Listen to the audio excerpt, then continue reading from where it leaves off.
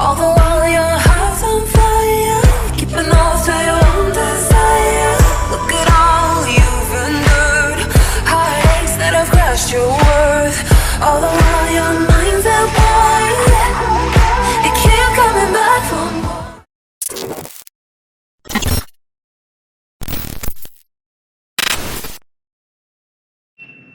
Hello guys, I hope you're having a fantastic day. We're going to be taking a bit of a backtrack now so we're going to be stepping away a little bit from the mental health and we're going to go through some more physical things. So today is the best way to burn calories. Now, a lot of my clients ask me this question: how do I burn the most amount of calories the quickest? What's the best form of cardio? Blah, blah, blah. Okay, now there's no straightforward answer to this because fundamentally everybody's going to enjoy something different. And I know I've said it in a previous video where whatever piece of cardio you enjoy the most is what you'll burn the most calories on, because you'll do it for the longest period of time. And that's realistically what we're going for. Long intensity, steady state cardio is where you'll burn the most calories. No, sort of doesn't particularly matter what that is, because like I said, the more that you enjoy it, the more that you'll do it and the more energy you'll put into it. Okay, so fundamentally that's what it's going to be. Now there's lots of different talk about, you know, getting on the Stairmaster or going up an incline walk or going for a run or going for a cycle. Now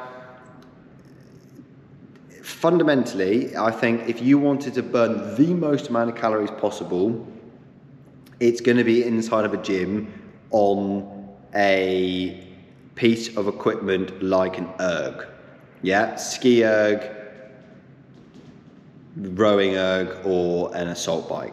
Okay, now because they are full body movements, okay, inside of a gym environment. So what that means is you can put a jumper on and you can sweat.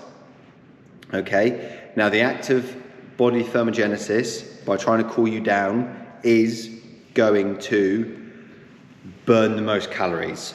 Okay, so if you're inside of a gym, you're absolutely sweating your ass off and you're doing a full body movement for a long period of time, that's what's going to be the best. Now, if you've ever gone on a rower, an assault bike, or a ski erg for longer than 2 or 3 minutes straight, then hats off to you. Okay, they are extremely hard pieces of equipment and they are not really done for long intensity. Now, the rower is. I have done long distance rowing. I know I have lots of clients that do long distance rowing, and that is more sustainable than an assault bike or a ski erg. However, with the rower, one of the worst thing I've ever seen anybody do with a rower is put it on number 10 and then just go for 2 minutes and they die. Okay, number 10 is very unrealistic, right? And I'll tell you why. Because it's not functional in daily life. Now, when I do my training, when I make sure that I implement my programs for my clients, I really try and aim it around functionality in life. Now, if you're ever going to go and row in the open water for whatever reason, if you're going to go paddling, if you're going to go like dual rowing or whichever, I've got quite a few clients that enjoy paddling and rowing and different things. When they do the erg, they all set it on number 4, because that, or 4.5, between 4 and 5, either 4 or 5 or 4 or 4.5. They will never go over 5. Okay, that's where I'm trying to get at here. It will never go over 5, because 4.5 is open water, like stride, like that's how hard it is to paddle in open water. Okay, so why would you try and not mimic real life? Okay, now if you're going to try and do a 2 or a 5,000 meter row, I do quite often do 5,000 meter rows because I find them quite enjoyable. I would not physically be able to row 5,000 meters on number 10. Okay, I would die. And to get the consistency and to actually keep a nice steady pace throughout the entire exercise, it just would not happen on speed 10. Okay, speed 4.5 or 4 extremely more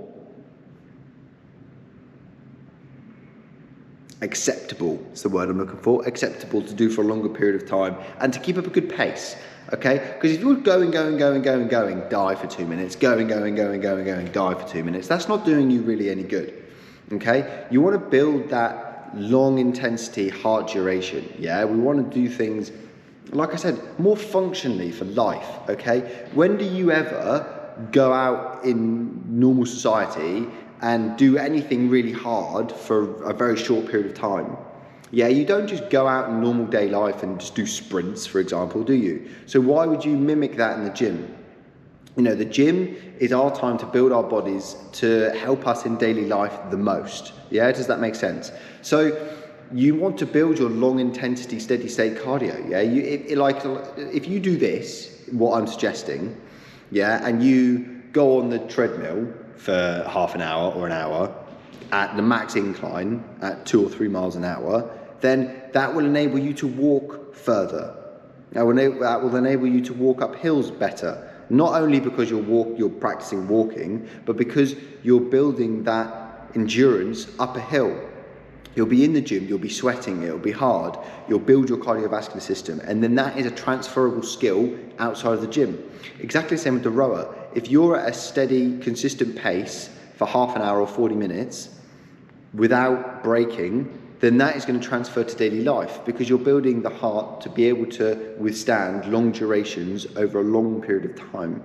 Okay? Not only that, but you will subsequently burn more calories from that. Okay, if you've got 2 or 3 hoodies on and you are running with sweat by the end of the 30 or 40 minutes without having a break, okay, and you're dead for like 10 minutes after that, that's fine, okay? As much better than, like I've said, going hard, breaking, going hard, breaking, going hard, breaking. There's different benefits to that, okay? Unless you're a performance athlete and that's exactly what you need to do to build, yeah, then there's no point doing it. Okay, I have one client out of like 30 or 40 that needs to do training like that.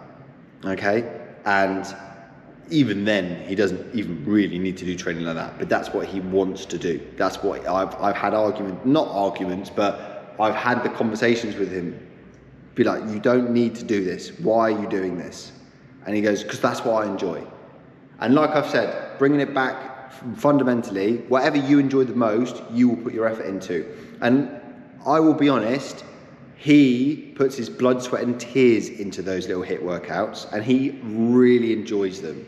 I've never seen anybody work harder on a HIIT workout, and that will actually do some benefit, but he is like not moving at the end of the HIIT workout. I don't particularly agree with HIIT workouts because of just the fact of, I say I don't agree with them, like I do agree with them. They are beneficial if you do them correctly. But the fact of you actually doing them correctly is so minimal, and it's going to take so much effort from you. It's going to take so much energy from you. It's going to take so much effort for you to put in. Like, why bother, if I'm going to be honest, wasting all that energy when actually you won't burn as many calories as if you were to sit on the rower or, walk up a hill for, for a longer period of time. Okay, but fundamentally that is how you're going to burn the most calories: inside of a gym, sweating your absolute arse off, or outside sweating. The more you sweat, the more calories you're going to burn. The longer you go for, the more calories you're going to burn. Okay, so that fundamentally is the answer to the question at the beginning of the video. How to burn the most calories is sweat for a long period of time. Simple. When you put it like that, it's quite simple. Putting it into action, very hard, because nobody wants to get really sweaty for a long period of time, but you do. You just sort of get on with it sometimes. And you have to look at cardio for what it is. Cardio is a tool to help you create a bigger calorie deficit if you're trying to burn more calories, okay? Or you're trying to build your cardiovascular system, in which case you need to feed your body in exactly the same way as if you're breaking down tissue for muscles inside the gym, okay? Cardiovascular fitness is just as, if not more beneficial than muscle building, Okay, now they both have their benefits, they both have their different benefits, and then neither of them have any disadvantages, but they're both primarily there for different things. But that is a different video, that is not what this video is about, but that is fundamentally how to burn the most amount of calories. Okay, yeah, that's it. That is how to burn the most amount of calories. I'm not going to sit here and waffle anymore, like that's it. So you guys have a fantastic day. Hope you took something away from this video and tune in for the next one.